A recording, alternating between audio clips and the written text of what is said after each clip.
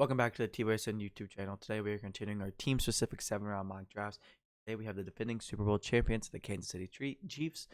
Good for them. They are also hosting the NFL draft, so it's some fun little storylines there for everybody. Again, it's a mock draft simulator. As you can see, there's some crazy things going on. At the end of the day, we're going to continue kind of make it as realistic as possible for you Chiefs fans. I believe they have 10 picks, which is always a great way to build a team when you are trying to compete. You need to play for cheap and fill a lot of different roles. Let's go ahead and get right into it. I think that if Kalijah Kancey's here at 31, I don't think he is, so I'm gonna stay off of that. But again, if he is, I could see it happening. But for me, I'm looking on the offensive line, and I think I'm just gonna give him Anton Harrison. It's not the most exciting pick in the world for Chiefs. I do think at the end of the day, it's a position of need. Clearly, they spent some money for Juwan Taylor. They obviously lost Orlando Brown Jr. So I think getting another Oklahoma offensive lineman kind of makes some sense for them and replace some of the holes that they have on that offensive line. Maybe they can double dip in it as well. Maybe they like to, go a little bit later. But at the end of the day, I do like the idea of an early offensive lineman for them. Maybe it's not at 31, maybe it's 63. But at the end of the day, I love the fit. I love the idea of playing a tackle early. Now, we're going to look in the edge, defensive line. There's a lot of little areas of positions that I think they could use. Marvin Mims is really, really fun.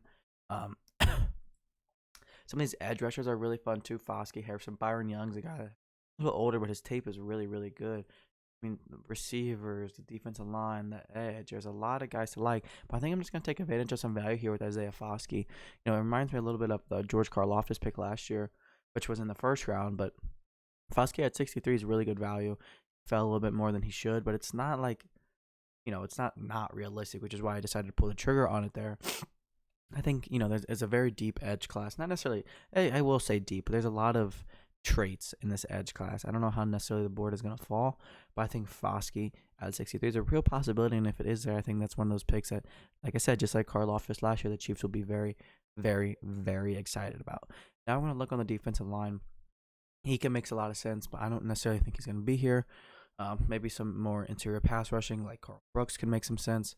But I think this could be one of the areas where they really try to look for some receiver help and what kind of style do they really like. I think they're probably going to try to look for a bigger guy. Rashid Rice, Mingo make a lot of sense. Perry Boutte as well. I think I'm going to give him Jonathan Mingo. Jonathan Mingo is a guy that's been really climbing up draft boards. It's getting a lot of hype lately. And, I think these late risers don't always pan out, but I think that, when you have all those traits that he has and you are pairing him with a quarterback like Patrick Mahomes with the offense like the Chiefs have, it makes their job easier, makes their development easier. It takes the stress off of them. I think the development of these high upside guys have a much higher hit rate when they play with the organization and the system that the Kansas City Chiefs have. So I think adding a bigger body, Jonathan Mingo style of receiver is a great complement to that wide receiver. Now here at 122, I'm going to look in the defensive line, and I talked about him a little bit last pick. I'm going to go Carl Brooks. Not necessarily the best run defender. It's, not that it's a major issue, but he's a really good projectable pass rusher in the interior. He moved around a little bit at Bowling Green, kind of play a little bit of an edge type of role, can come in and play your 3 tech. Not really going to play over the nose too much, but can be a really fun complement next to Chris Jones, and again with Foskey and George Karlaftis as well. There's a lot to like with Brooks' game. I think he just kind of complements the rest of that room very well. Now I think there's some tight ends that can kind of make some sense here too, but we're gonna go ahead and probably wait a little bit there. I do like the idea of potentially adding another offensive lineman just for some depth, but again, we don't want to reach too much there. It wouldn't surprise me if they really added another wide receiver either. Trey Palmer's a guy with some crazy speed. Parker Washington. I'm going to go ahead and do that. Actually, I'm going to double dip in wide receiver room here and give him Parker Washington because he is more of that traditional slot. I know they have, MVS, Tony, Kelsey. They added a bigger body here with Mingo, but now you're going to get a traditional slot receiver in Parker Washington. You have a bunch of picks, so I'm not too worried about it. Parker Washington is one of my favorite mid-round receivers and players in general. I think there's a really fun fit there with Kansas City. Now, if we're going to continue to look at some value, I'm going to go ahead and give him Kei'Trell Clark. I know corner, again, isn't the most massive need in the world. But at the end of the day, you always need good corner. And I think the Chiefs are always going to be contending. Shocker. But I think the depth at these premier positions is going to be a major focus for the Chiefs throughout the draft. I think that's why you take advantage of some value there with Cottrell Clark from Louisville. A little bit of a slot corner there at 166. Now, maybe this is where we start to look at tight ends, and it is, and because they continue to have phenomenal value with all these picks. Britton Strange, again, one of my favorite late round, mid round tight end prospects. Phenomenal blocker, got some juice in the yards after catch game. It's a really good compliment to their tight end room already. Obviously, they have Travis Kelce, but he's a guy that you can stick on the field. And it's not going to give away any personnel, not going to just give anything away. He can block, he can receive. You can run screens and stuff for him. A fun player, a really good blocker, really good compliment to that tight end room as well. Now, maybe we can see them talking a running back. I don't really see it. I like Pacheco. Still have Clyde there. McKinnon's still a free agent. It's just I don't necessarily see the point of adding a running back. Just maybe they do if there's one they really like, but I don't know. I don't see it as I suppose. So I'm gonna go look back on the D line. I'm gonna give him Coburn again. Just some good value. He's a little bit of a different. I think he's a little bit more of your bigger run stopping defensive lineman, which is why we can complement him with Carl Brooks. But again, a lot of success comes down to the trenches and the play in the trenches, just like how the Eagles have drafted recently. The 49ers kind of do the same thing.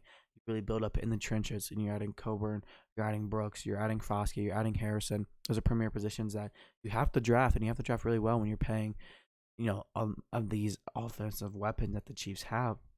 These last two picks are back to back. You could kind of continue with that thought process as well. But I mean, I don't know. These picks, I think the Chiefs have always pretty much drafted pretty well in the late round. So it'll be interesting to kind of see what direction they go.